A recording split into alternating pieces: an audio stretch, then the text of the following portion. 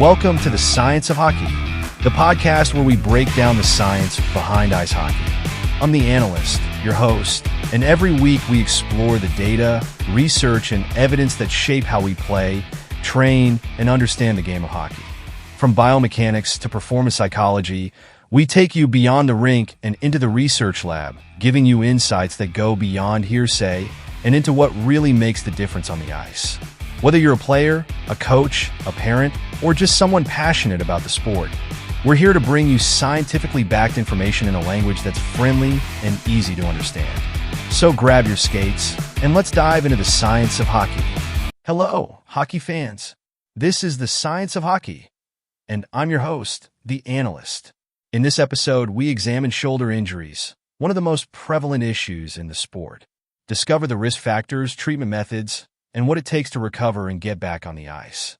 All right, strap in, everyone, because today we are going deep on shoulder injuries in hockey. Not just your average bumps and bruises, we're diving into the science. It's a real nitty-gritty. And we've got a fantastic roadmap for this journey. Oh, yeah. A 2023 academic review straight from the Journal of Orthopedics. Ooh, the big leagues? This review looked at a whole bunch of studies. Okay. All about shoulder injuries in hockey.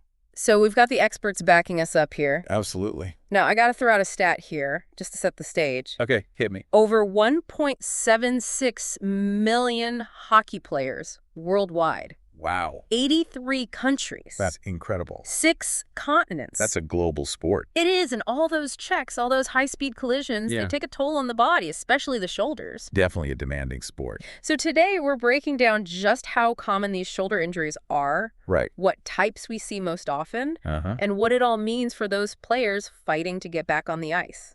The long road to recovery. Exactly. So let's start with a big picture view here. Okay, sounds good. When it comes to these injuries, Yeah. it's not just about being tough, right? It's way more nuanced than that. Oh, I bet. It's a whole mix of things. Like what? Are you male or female? What level are you playing at? Okay. Even down to where you're practicing.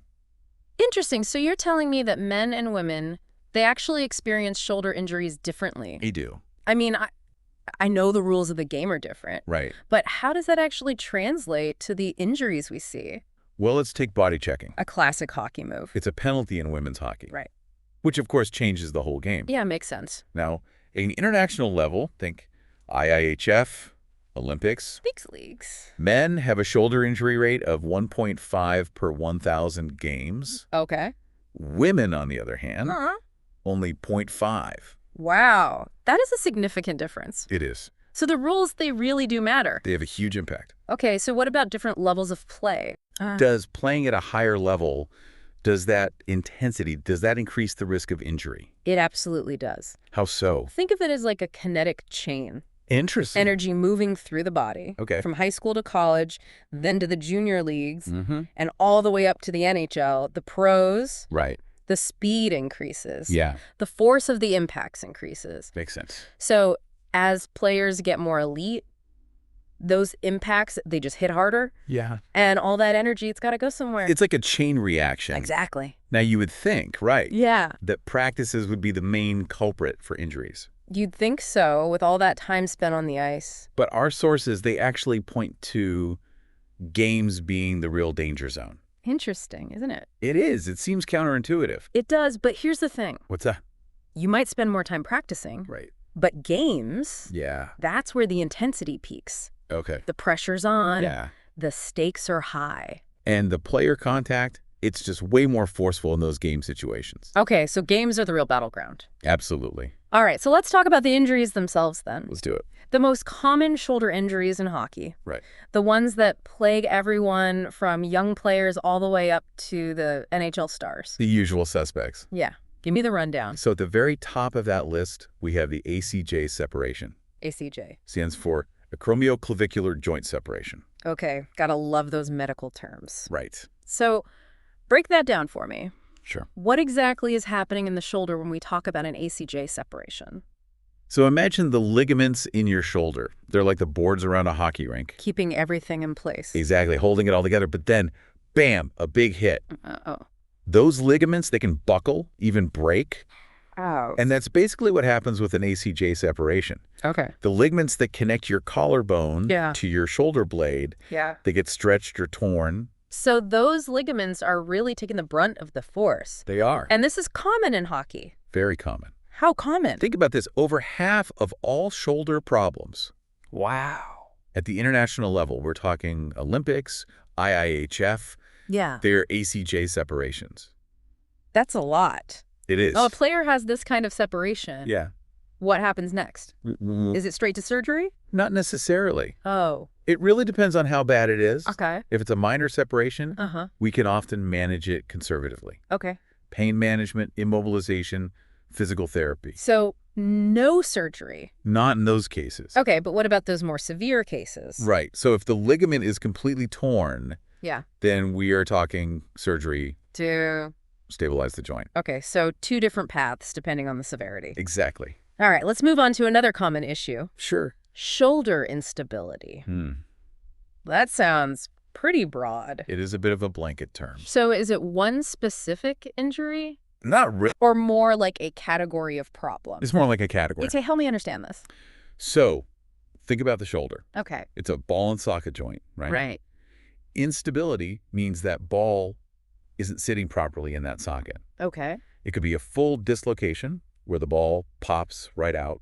Ouch. It could be a subluxation where it partially comes out. Okay. Or it could even be tears. In. The ligaments, the cartilage, or the rotator cuff, those supporting structures. So a lot of different things can cause this instability. Whole spectrum. And if it's not just one injury, Yeah. how do we even track how often it happens? That's the tricky part. Okay. The definition of instability. Yeah. It actually varies across different studies. Uh-oh.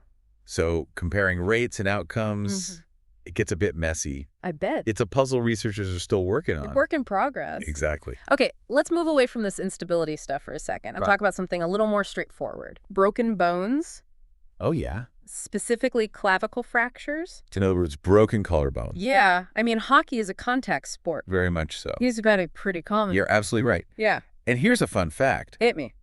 Hockey actually has a higher rate of clavicle fractures than American football. What? Yeah, it's pretty surprising. That is surprising. We're talking 5.3 fractures per 100,000 athlete exposures. Wow, so a lot of broken collarbones out there. That's a significant number. So walk me through this. Okay. A player breaks their collarbone. Yeah. Is it always just a cast and sling situation? Not always. Yeah. If the bone is cracked, Yeah. but it's still in place, Okay. immobilizing it is usually enough. But if it's a more complex fracture, Okay. maybe the pieces are misaligned, Yeah. then we need to do surgery to put everything back together to stabilize it. Okay, so again, the treatment depends on the severity. Absolutely. All right, so we've covered the big three here. The usual suspects. ACJ separations, Yep. shoulder instability, Uh-huh. clavicle fractures. The trifecta. But once a player experiences one of these injuries, Right. what comes next? The road to recovery. I imagine they're all asking the same question. Oh, I know that question. When can I get back out there? That's the one. But I'm guessing the answer isn't always so simple. It's rarely simple. All right, let's dive into that comeback trail then. Let's do it. What determines when a hockey player can return to play after a shoulder injury? Well, it's a lot of factors. Okay. It's not a one-size-fits-all answer. I figured. We look at the type of injury, Uh-huh. the severity, Okay. how it's treated. So surgery versus conservative management. Exactly. And of course, Yeah. the athlete's individual recovery process. It's a personalized journey. It really is. So do some players bounce back quickly, Some do. while others face a longer road? More fortunately, yeah. And even after they're cleared to play, is there still a dip in performance? Often, yes. Why is that? It takes time to regain full strength, mobility, and confidence in that injured shoulder. It's not just physical, it's mental too. It's both. What about the long-term impact? Okay. Do these injuries affect a player's career beyond just that initial recovery period? They can. How so? Well, there have been studies on NHL players, The pros. and they've shown that players who've had shoulder arthroscopy, Okay. especially for labral repairs, Yeah. they often see a drop in performance For how long? for at least a season or two after they come back. Wow, so even after they're back on the ice? Right. The effects are still lingering. They are. And what about their careers overall? Sadly, their careers also tend to be shorter. Compared to... Players who haven't had this surgery. So it's a tough reality for some of these players. It is. But is there any hope? Absolutely. What can players do? The right rehab is crucial. Okay. Programs that are designed for hockey players. So not just any old rehab program. No, it needs to be specific. But what makes these programs so special? Well, they incorporate both functional and psychological components. Okay, break that down for me. So functional rehab focuses on building strength and coordination. That's specific to hockey movements. Okay, like what? Stick handling, shooting, even controlled contact drills. So it's all about training the shoulder for the real world of the game. Exactly, preparing them for what they'll face on the ice. Okay, that makes sense. But what about the psychological component? Right, that's crucial too. How so? It's about tackling the mental hurdles. That come with a serious injury. Exactly, things like fear of re-injury, loss of confidence, performance anxiety. These are all very real challenges. They are. So how do these programs address that? They help athletes overcome these barriers. Right. Things like goal setting, visualization, even mindfulness techniques. Wow, so it really is a holistic approach. It has to be. It highlights that recovery goes beyond just the physical. It's mind and body. And are these programs actually effective? Research shows they are. What kind of results are we seeing? Well, these programs lead to better outcomes overall. Like? Improved shoulder function, Okay. less pain, Uh-huh. and lower chances of getting injured again. So, while shoulder injuries are a big threat in hockey, They are a reality of the sport. there is hope for players who commit to the right rehab. Absolutely. Rehab can make a world of difference. Welcome back. All right, so we've mapped out those shoulder injuries. We've seen the landscape. And now let's zoom in Okay. on the forces that actually cause these injuries. Time for some biomechanics. Yeah, breaking down the physics of the game. Exactly. The impacts, the equipment, all those factors that contribute to shoulder problems in hockey. Okay, let's get into it. Where do we even start with this biomechanics stuff? Well, let's start with a classic hockey move. Okay. The shoulder check. That's where a player uses their shoulder. Yeah. Separate an opponent from the puck. It's a legal hit, but It can generate a ton of force. I bet just how much force are we talking here? Research shows players throw shoulder checks with about 47% of their body mass. Whoa, nearly half their body weight. And that impact is concentrated on the deltoid muscle of the shoulder. No wonder shoulder injuries are so common. It's a lot of force focused on one area. And that brings us to equipment. Right. The market for hockey gear, it's huge. It's a billion-dollar industry. But research on shoulder protection, It's lagging behind. so we've got helmets for concussions, pads for legs and arms, Yeah. but those shoulders are just kind of left hanging. There's definitely a gap there. Why is that? I mean, these injuries are so common. It's a design challenge. What do you mean? Well, the shoulder, it's incredibly mobile. Yeah, huge range of motion. Exactly. So creating pads that allow for that movement, but still protect from those high-impact forces. It's tricky. Very tricky. So a balancing act. Between mobility and protection. Okay, I see. But given the risks, shouldn't shoulder protection be a bigger priority? It should be, and this is where understanding the biomechanics is so important. Okay. By analyzing those forces, And shoulder checks, other impacts, and by mapping out those impact zones, we can start to. design better, more effective shoulder pads. So pads that can actually handle that 47% body mass impacts. Exactly. What would that even look like? Well, we could see advanced materials that absorb and disperse force better. Okay. We might even see pads that are tailored to individual players, Oh, interesting. taking into account their size, their strength, their playing style. Like custom-fitted armor. Precisely. All right, so new materials, custom designs. What about changing the rules of the game? The rule change debate. Could that help reduce shoulder injuries? A big question and a controversial one. How so? Well, body checking, it's a huge part of hockey culture. Yeah, it's part of the game. But some experts believe that modifying the rules or even eliminating body checking at certain levels significantly reduce shoulder injury risk. It's a tough debate, weighing the physicality of the sport against player safety. Exactly. Strong opinions on both sides. But the data is clear. It is. Body checking contributes to these injuries. It does. Okay, let's shift gears a bit. All right. Let's talk about scoring goals. Everyone loves a good goal. But what's really fascinating is how these shoulder injuries can impact a player's offensive performance. That's where it gets real for the pros. Their careers depend on it. Exactly. Performing at a high level, and shoulder injuries can really throw a wrench in that ability to score. It's not just about pain and recovery time. Yeah. It's their stats, their contracts, their whole future in the game. Absolutely. And the research paints a tough picture. It does. Studies show that even after recovering from a shoulder injury, NHL players often see their performance take a hit. especially when it comes to scoring. Especially scoring, yeah. How much of a drop-off are we talking about? Well, one study found that players who had shoulder arthroscopy for labral repairs, Ugh. they had significant decreases. Yeah. Goals per 60 minutes of play, points per 60 minutes, and their shooting percentage. Wow, all those key stats. All compared to their pre-injury levels. So their ability to score is measurably affected.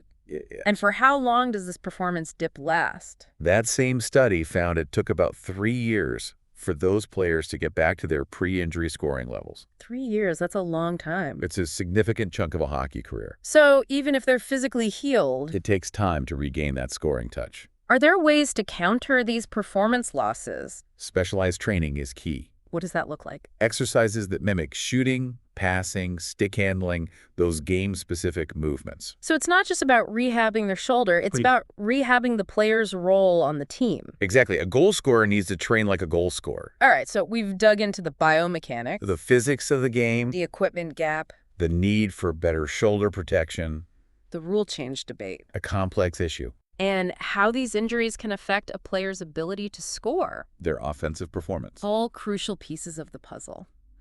Welcome back. It's the final period of our deep dive, and we've covered a lot of ground. We've seen the challenges. But now, let's look ahead. What's being done to actually prevent these shoulder injuries from happening in the first place? Well, the good news is there's a lot of work going on. Oh, it's good here. Researchers, coaches, equipment manufacturers, Okay. they're all working towards solutions. So it's a team effort. Absolutely. Preventing these injuries, it takes a multifaceted approach. Like what? Everything from training techniques Okay. to equipment design, even potential rule changes. All right, let's break that down. What's happening on the training side? Well, there's a big focus on what we call prehabilitation. Prehabilitation, what's that? It's basically strengthening and stabilizing the shoulder joint before an injury happens. So you're proactively trying to prevent those injuries. Exactly, building a fortress around the shoulder, I like that analogy. making it more resistant to those impacts. And how do these programs work? They target the muscles surrounding the shoulder, Okay. but also core strength and posture. Ah, that makes sense. Strong core, good posture It can make a big difference. in protecting those shoulders. Exactly. And a lot of these programs, Yeah. they include exercises that mimic hockey movements, Right. stick handling, shooting, even light contact drills. So it's not just your typical weightlifting routine. It's functional training, specific to the demands of the game. Okay, prehab, that's one piece of the puzzle. Right. What about equipment? Are we seeing any cool innovations coming out? We are, actually. There's a big push towards smarter shoulder pads. Smarter shoulder pads, what does that even mean? Well, think advanced materials, designs that can absorb and disperse those impact forces better. Okay. Some companies are even experimenting with sensors Lasers. that measure the force of impacts in real time. Whoa, so it's like a black box for your shoulder pads. Exactly. Like that data could be huge. It could. For improving design, And for... identifying players who might be at higher risk. Okay, so we've got training, we've got equipment. What about those rule changes? Ah, yes, the rule change debate. It's a tricky one, right? It is. Body checking is so ingrained in hockey culture. Yeah, it's part of the game. But there are discussions about modifying the rules. To protect those shoulders. Exactly, because even legal hits can cause serious injuries. So where do we draw the line? That's the question. Between a fair hit and one that puts a player at risk. And technology can help here too. How so? Video replays, advanced analytics, Okay. they can help identify and penalize those hits that target the shoulder with too much force. So it's about using technology to enforce the rules and keep players safe. Exactly. And let's not forget about education. Oh, right. Players, coaches, officials. Everyone needs to be aware of the risks. And the importance of, what was it? Proper training, Uh-huh. equipment, What? safe play It's about creating a culture of safety. at all levels of the game. All right, so as we wrap up our deep dive on shoulder injuries in hockey, We've learned a lot, these injuries, they're common. especially at those higher levels of play. We've seen the impact of those big hits, Biomechanics, the need for better equipment. and how these injuries can even affect a player's scoring ability. It's a complex issue with no easy answers. But there's hope. There is. There's amazing research happening. Okay. Innovations in training and equipment, Yeah. and a growing awareness of the importance of prevention. So the future of hockey, It hinges on this commitment to safety. to protecting those players. Absolutely. From prevention strategies to effective treatment and rehab. So the next time you watch a hockey game, Think about those forces the athletes pushing their limits. and the work being done to protect those vulnerable shoulders It's a team effort, both on and off the ice. to make the game safer for everyone. That's all for this deep dive, folks. Thanks for joining us. Till next time, stay curious. Thanks for tuning in to the Science of Hockey. If you enjoyed today's episode, make sure to share it with your friends, teammates, or anyone who loves hockey as much as you do. Don't forget to subscribe so you never miss an episode. And we'd love to hear from you. Leave a comment to let us know what you liked, what you'd like to hear next, or any questions you have. Your feedback helps us make the show even better. Until next time, keep your skates sharp, your mind open, and keep chasing the science behind the game.